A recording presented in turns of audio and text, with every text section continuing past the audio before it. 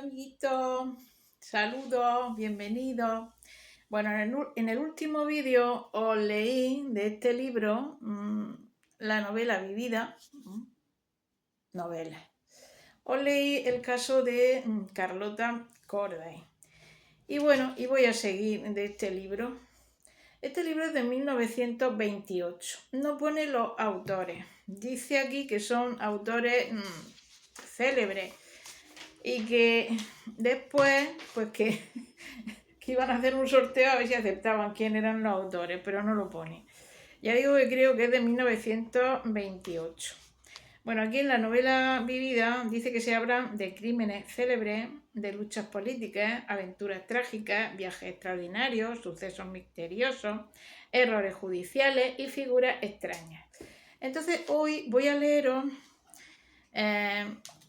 una historia que se llama El Barbazul Moderno y cuenta la historia de un tal Henry Desiré Landru, que nació en 1869 y murió en 1929. Tengo yo aquí, no estoy segura si es antes, bueno, no, tendría que ser antes, se ve que lo he apuntado mal.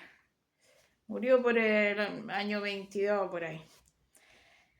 Y este hombre, el Barbazul, se llamó el Barbazul moderno bueno, tiene otro nombre, el Barbazul francés. Pues era un hombre que era un delincuente, un psicópata, y que mató contadas 11 mujeres, pero parece ser que fueron más, y también cometía delitos menores. Bueno, la verdad es que en internet pone más información que aquí. Aquí cuenta, pero es interesante. Os voy a leer un poco de aquí. Se puede aplicar a los tiempos de ahora, en cierto modo, al menos lo que yo os voy a leer. Y después ya os comento más, ¿vale? Pues comienzo la lectura. Bueno, este hombre captaba a las mujeres después de la Primera Guerra Mundial, se quedaron muchas mujeres viudas. Entonces ponían anuncios en los periódicos.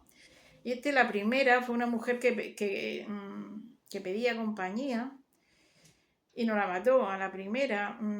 Y después la mujer pues vio cosas raras y lo despidió y fue a la cárcel porque le robó. Y entonces ya después se ve que el hombre estuvo ahí pensando más y lo que hacía era eso, captar mujeres a través de anuncios del periódico y luego las mataba. Él le pedía sus caudales, se quedaba con su dinero y las mataba. Se las llevaba a una casa que alquiló y las quemaba. Bueno, voy a comenzar la lectura y os comento después. Conforme Teresa, yo no quiero que usted se precipite en su decisión, sino que lo piense mucho, muy detenidamente, que lo consulte con la almohada. Con esa almohada que yo envidio tanto porque recibe todas las noches la caricia de su rostro y que resuelva lo que más le convenga. Y estoy seguro de que decidirá usted lo que yo le he propuesto. ¿Verdad que sí, Teresa? Bessie Dupont hablaba en un tono grave e insinuante, oprimiendo mimosamente entre las suyas la mano gordezuela y blanca de Teresa, que se sentía sugestionada por la voz, por la sonrisa y sobre todo por la figura respetable del ingeniero, al que le había bastado una conversación de 1 hora para apoderarse de su voluntad. Quedamos en que usted reflexionará y en que mañana, cuando yo venga a ofrecerle mi respeto, usted me dirá si me cree digno de hacerla mi esposa, insistió él, acentuando levemente la presión de las manos. Lo pensaré, señor Dupont, lo pensaré, respondió Teresa, sin poder reprimir la emoción y sintiendo sus mejillas sofocadas por un rubor absolutamente desusado en ella. No quiero ocultarle, añadió con voz cada vez más sofocada, que sus palabras me han impresionado mucho. La sonrisa de Dupont era ya una anticipación del triunfo. Podía apuntar a Teresa en su carné. Me alegro, pero yo no quiero que usted venga a mí fiada solo de la primera impresión, sino totalmente convencida. Convencida, agregó mirándole fijamente a los ojos, y entregada. María Teresa asintió con un movimiento de cabeza y, como deslumbrada, se refugió en los brazos de Dupont, que se abrieron y cerraron suavemente sobre su cuello. Apenas cerró la puerta, Teresa corrió al balcón para despedir al ingeniero y permaneció acodada en la baranda, abstraída, hasta mucho después de que el automóvil del señor Dupont se perdió de vista. Luego, andando torpemente, fue a sentarse en la chaise-longue de su gabinete. Cerró los ojos y se sumergió nuevamente en el recuerdo de aquel episodio tan inopinado, tan en contraposición con su temperamento y sus antecedentes, que más le parecía imaginado que vivido por ella. ¿Se habría enamorado del señor Dupont? 2 horas antes la pregunta le hubiera arrancado una carcajada, una frase mordaz y una exclamación obscena. Enamorarse ella, María Teresa Marchadier, a sus 40 años, llenos de experiencia y malicia. Enamorarse de un cincuentón, calvo y barbudo, la bella Mités, que en 20 años de rodar de ciudad en ciudad, pasando de mano en mano entre todos los suboficiales y sargentos de 15 guarniciones, había sacado indemnes de todas las batallas eróticas el corazón y la epidermis. Pero si podía dudar de su enamoramiento, tenía que reconocer que jamás, en presencia de ninguno de sus amantes, le había invadido esa turbación, aún no disipada, que comenzó a conmoverla cuando el ingeniero, tras de inducirla hábilmente a referirle su vida, le fue exponiendo sus proyectos de vida en común y prometiéndole goces y satisfacciones que halagaban su vanidad y alzaban ante ella la posibilidad de realizar ilusiones que no se había atrevido ni aún a soñar en su juventud tormentosa, y mucho menos en su mediocre madurez. No sabría explicar por qué, pero desde que vio entrar al señor Dupont sospechó que era otra cosa que un burgués atraído a su casa por el anuncio que ella había publicado en L'Intran, ofreciendo hospedaje económico y confortable a un caballero solo y acomodado. Le parecía un señor demasiado distinguido y demasiado rico para alojarse en su humilde piso tercero, sin baño ni calefacción. Antes de que dijese que era ingeniero, había supuesto ella que tenía que ser algo semejante. Ingeniero, arquitecto, profesor. Físicamente era más bien feo, pero con una fealdad que, como toda su persona, emanaba distinción. Bajo, delgado, calvo, con una barba rubia ligeramente cenicienta, muy untada de cosmético, la nariz breve y puntiaguda, de aletas distendidas, sonrosado y delicado el cutis, los ojos muy negros, muy grandes y extraordinariamente vivaces, ojos de zahorí que parecía leer en el pensamiento de Teresa, y que alternativamente, según la miraban con dulzura o con dureza, la atraían o la dominaban. Fueron la mirada y la voz de Dupont lo que la captaron, la voz y las palabras, solo dichos del modo a la vez apasionado y negligente que los decía el señor Dupont, pudo Teresa escuchar, sin burlarse de él, sus piropos y sus lisonjas. Además, no decía sino la verdad. La bella Mités justificaba todavía, y acaso más que nunca, su nombre de guerra.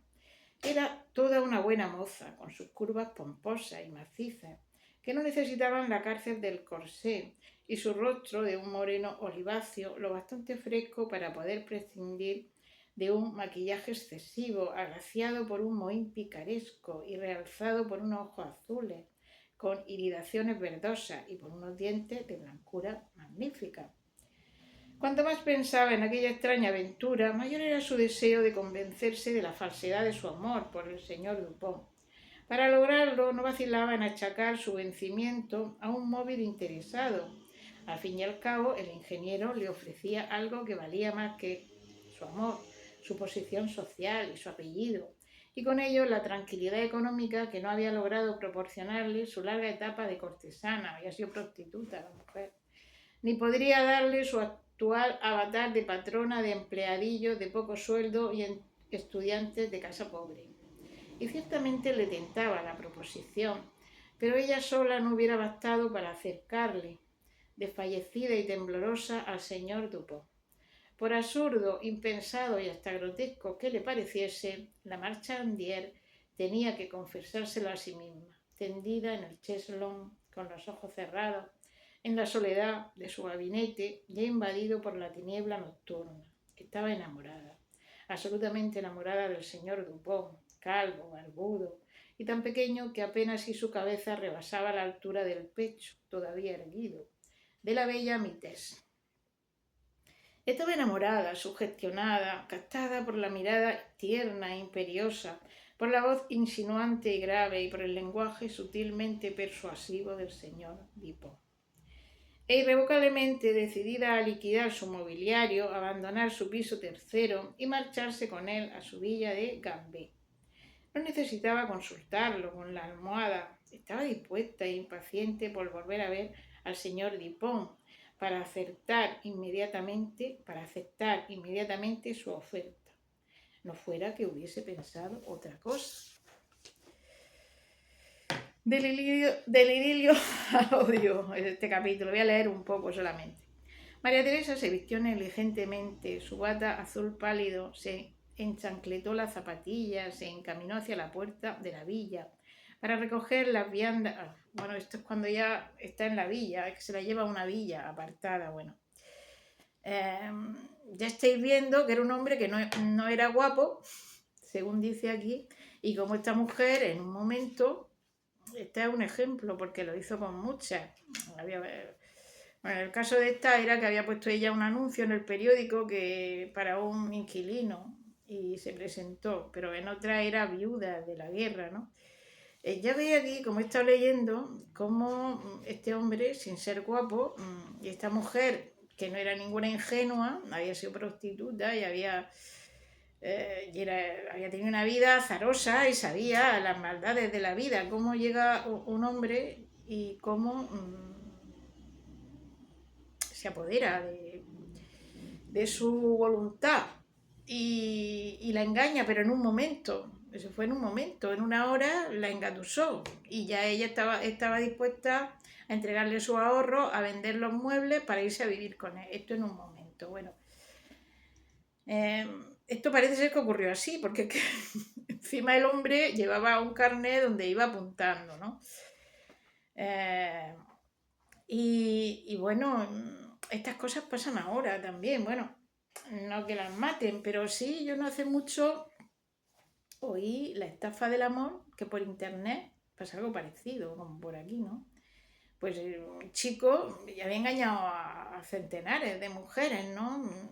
Que conocían por internet, pues también te prometen el oro y el moro y le piden los ahorros y se los entregan y luego a las mujeres les daba vergüenza de denunciarlo porque es como reconocer que han sido muy vulnerables. O sea, hacía con ellas lo que quería. Esto pasa mucho, todavía, ¿no? Entonces, pues es interesante la historia del moderno Barba Azul, ¿no?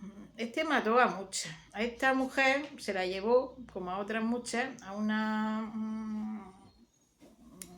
alquiló una finca apartada y se la llevaba allí. Y luego parece ser que las quemaba. Encontraron un montón de huesos, desaparecían.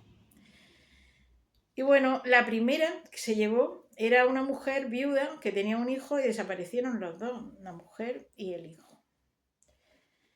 Entonces, aquí esto lo cuenta aquí porque cuenta el juicio. El juicio duró 2 años y lo condenaron, claro, a la guillotina, lo condenaron a muerte. Era un cínico, era un hombre muy inteligente. Según he estado leyendo yo, que aquí no lo pone, estoy buscando por internet, nació en 1869 y murió, esta fecha no, creo que me equivoco aquí, en el 20 algo. El juicio duró 2 años. Lo cogieron en el 21, entonces por el 23 por ahí moriría, ¿no? Entonces este hombre nació, creo, en una familia humilde, ¿no? Y bueno, ya de joven empezó con estafas, con robos. Dejó embarazada a una prima suya y se casó con ella, tenía 4 hijos. Y su padre se suicidó, porque empezó con delitos menores y estuvo en prisión. Y el padre, de vergüenza que le daba de tener un hijo así, se suicidó. Y Y bueno, iba haciendo dinero de estafa hasta que, como creo haber dicho, se fue a trabajar con una viuda, a hacerle compañía, y luego la viuda lo denunció y se fue a la cárcel. Entonces allí en la cárcel estuvo él pensando, y a partir que salió, era la Primera Guerra Mundial también, se quedaban viudas muchas mujeres, y por lo menos 11 habían encontrado, pero parece ser que fueron muchas más de 100. Y él en el juicio era un cínico, él era muy inteligente, como son los psicópatas. O sea, este era un perfecto psicópata. Los psicópatas se caracterizan pues que no tienen sentimiento de culpa, no tienen empatía, ellos no se arrepienten de lo que hacen, son la maldad pura, son muy fríos, muy calculadores. No tiene sentimiento de culpa. Este no sentía ninguna culpa en el juicio, tampoco lo reconoció, tan fresco, allí hablando, o sea, la maldad personificada, ¿no? Un asesino en serie. Y bueno, y fue condenado a la guillotina. Por cierto, que la guillotina estuvo en Francia no hace mucho, estoy viendo un programa que se llama por YouTube, Tinta Roja, y habla de crímenes. Y creo que guillotinaron por los años 70, todavía funcionaba la guillotina ahí en Francia, pues, alucinante. Pues este lo guillotinaron. Y bueno, pues ya está, ya no os leo más, porque bueno, es del juicio, se reía de todo, no lo reconoció, muy frío, muy calculador, y creo, según he leído por internet, que él no reconoció los crímenes, pero claro, las pruebas iban en su contra, ¿no? Se encontró una carta, en los años 60, de él que reconocía los crímenes. Y bueno, y ya lo dejo aquí. Tiene más historias que os seguiré leyendo. Tiene de Pancho Villa, tiene de Luis Candela. Entonces, pues, tiene por aquí otra más, La muerte de Mr. Style, que este no sé quién era. Entonces, pues lo que yo veo aquí, historia interesante. También tiene de Mata Hari. Pues os leeré más y os comentaré de este libro, que bueno, me parece muy interesante, muy antiguo, de 1928, que lo compré yo, bueno, no soy aficionada, lo compré en un almacén de libros antiguos. El hombre que va al mercado, como ya me conoce, el mercadillo ese que voy los domingos, digo, pues tengo un almacén con muchos libros, vente para allá. Digo, pues sí, pues voy a ir un día. Entonces he ido 2 veces, me he venido cargada como una burra de libros. Y este fue uno de los que me traje en esas ocasiones. Quiero ir de nuevo, pero es que tengo tantos ya y pendientes de lectura que no voy. Bueno, amiguitos, espero que os haya gustado este vídeo. Y venga, os mando un abrazo muy grande y que paséis muy buen fin de semana. Venga.